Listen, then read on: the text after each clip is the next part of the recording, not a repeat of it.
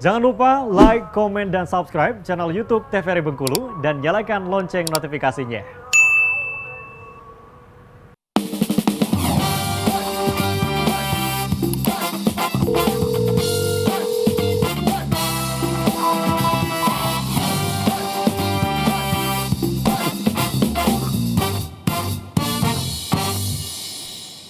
Halo pemirsa, selamat pagi. Senang sekali jumpa kembali bersama saya Khairul Fahmi. Kali ini di Dokter Kita TVRI Bengkulu, bersama kita sehat. Nah, di kesempatan kali ini tentunya kita akan berbincang bersama dengan narasumber kita, ada Dr. Sony Kurniawan, dan nantinya kita akan mengambil satu tema mengenai varicella zoster.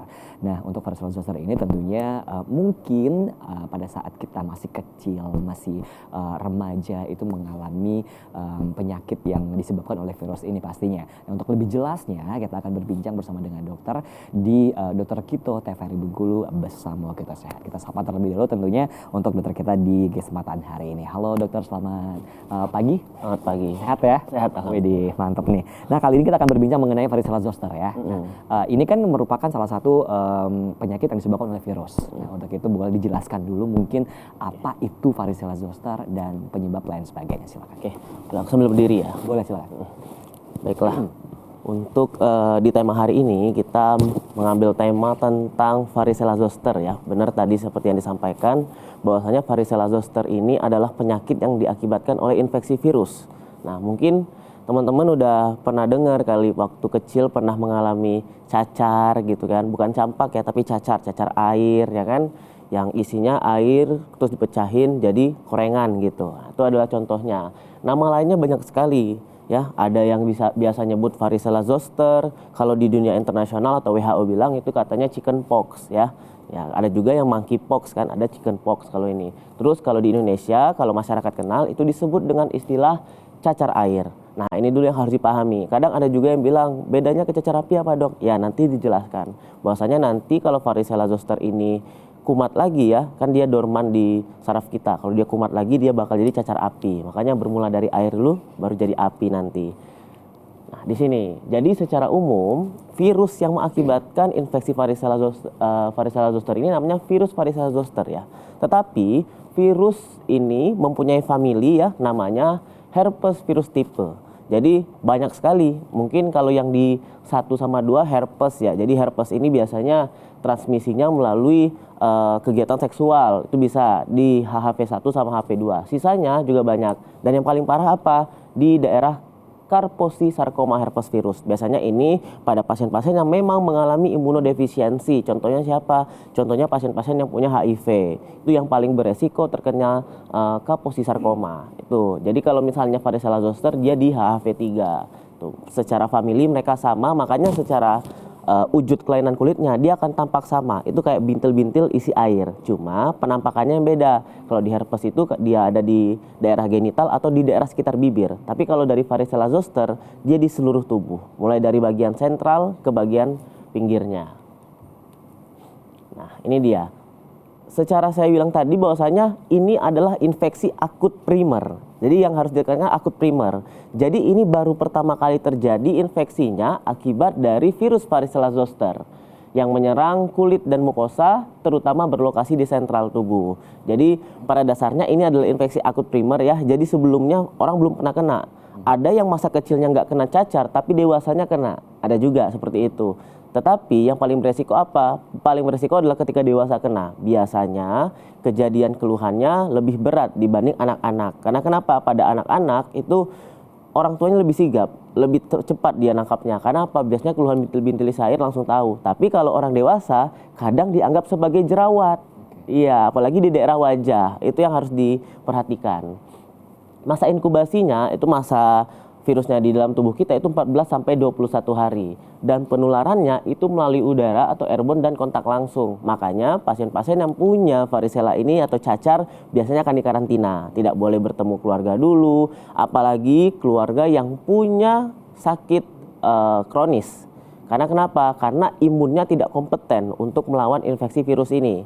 Seperti biasa, bahwasanya kan orang nganggap kalau virus ini self-limited disease. Jadi dia bakal sembuh sendiri dengan sistem kekebalan tubuh kita. Tetapi ada beberapa resiko yang harus diperhatikan. Terutama kalau misalnya dia tidak tahu nih, ternyata imunnya lagi lemah. Itu. Kalau imun lagi lemah, virusnya banyak, viremia ya, virus di dalam darahnya tinggi, justru bakal mengalami beberapa komplikasi. Nah, ini yang harus diperhatikan. Kita ke sini dulu. Nah, ini dia. Jadi faktor resiko paling sering apa? Yang pertama adalah anak-anak ya, yang di atas ini. Faktor resikonya yang pertama adalah anak-anak. Yang kedua, riwayat kontak ya, jika kontak sama pasien yang terkena dengan varicella. Dan yang ketiga, keadaan imunodefisiensi. Sebenarnya imunodefisiensi yang seperti apa sih, Dok? Kalau simpelnya, dia punya imun tapi imunnya lemah. Bisa jadi dia punya penyakit autoimun ya, penyakit autoimun lain contohnya yang paling sering kita lihat adalah penyakit lupus. Itu kan sistem imunnya menyerang imun sendiri. Kalau yang didapat biasanya seperti contohnya HIV, itu juga punya kelemahan imun. Nah ini. Nah, jadi ketika pasiennya masuk ke infeksi akut primer ya, infeksi pertama kali dari virus ini, dia akan menginfeksi daerah kulit dan mukosa kita. Nah, setelah itu kita melakukan pengobatan ya, kita melakukan karantina, akhirnya apa? Prosesnya hilang. Setelah 21 hari penyakit ini bisa dikontrol. Tetapi yang harus diperhatikan adalah beberapa komplikasi yang meskipun jarang terjadi pada anak-anak yang punya imunnya bagus. Tetapi yang balik-balik tadi, ketika keadaannya imunodefisiensi, komplikasi ini sering sekali terjadi. Yang pertama ada sepsis bakteri. Jadi ketika keadaan tubuhnya dipenuhi oleh bakteri. Akibatnya apa? Ya pasti keluhannya demam, bahkan tidak bisa sadarkan diri. Kemudian infeksi saluran pernapasan akut. Karena kenapa? Di saluran pernapasan atas itu ada mukosa-mukosa tubuh. Itu rentan sekali dihinggapi oleh bakteri dan virusnya. Kemudian ke otak bisa mengakibatkan ensefalitis ya, selaput otak, dan kemudian komplikasi perdarahan. Itu yang perlu diperhatikan. Makanya meskipun keadaan penyakit virus ini bisa self-limited disease, bisa sembuh sendiri dengan keadaan imun kita, tetapi harus diperhatikan bahwasanya ada beberapa komplikasi yang bisa terjadi ketika kita tidak tahu bahwa sebenarnya tubuh kita ini imunnya lemah. Nah, tetapi yang harus diperhatikan lagi, ketika sudah terjadi infeksi primer ya, ternyata virus ini belum habis sebenarnya. Dia akan letak dorman di daerah sumsum tulang kita. Nah, sumsum tulang ini kan belakang ini banyak nih, dari sampai ke bawah ya, sampai ke tulang ekor. Tergantung tempatnya, dia tidak menentu tempatnya di mana. Makanya nanti kalau misalnya keadaan kita lemah ya, tubuh kita tidak bisa mengkompensasi, dia akan muncul lagi. Muncul lagi, namanya ada zoster-zosternya juga. Kita sebut dengan herpes zoster. Nah, kalau herpes zoster itu gimana? Herpes zoster ini seperti ini. Nah, mungkin aneh kan bentuknya, kok ada cacarnya cuma di segaris aja nih, gitu kan? Dia mengikuti garis dermatom tubuh kita. Ternyata garis dermatom kita ini banyak ya, sampai ke tangan. Makanya kadang lukanya unik, bentuknya segaris segini aja, ada yang segaris ke belakang aja, seperti itu. Dia mengikuti jalur dermatom tubuh kita. Tuh. Dan ini keadaannya apa? Lebih parah. Bahkan terkena udara pun dia akan sangat sakit atau perih. Makanya disebut dengan cacar api. Yang berawal dari cacar air varicella zoster tadi, ketika dia dorman di sumsum tulang, kemudian dia menginfeksi lagi, dia mengakibatkan cacar api. Nah, inilah yang harus dicegah. Karena kenapa? Ketika pasien mengalami cacar api, beberapa penelitian menunjukkan bahwasanya 15% orang lanjut usia dia akan mengalami keadaan yang namanya post-herpetic neuralgia. Apa itu? Keadaan nyeri yang timbul setelah infeksinya selesai. Jadi keadaan itu sangat mengganggu. Nyerinya nyeri kayak ditusuk jarum ya. Bahkan terkena aktivitas dikit akan terasa sangat nyeri. Makanya butuh beberapa pengobatan yang obatnya keras ya, harus dilanjutkan seperti itu. Karena apa tadi? Karena ketika herpes zoster ini menginfeksi orang-orang yang lanjut usia, dia akan memberikan keadaan yang lebih parah, bahkan meninggalkan bekas penyakit seperti itu.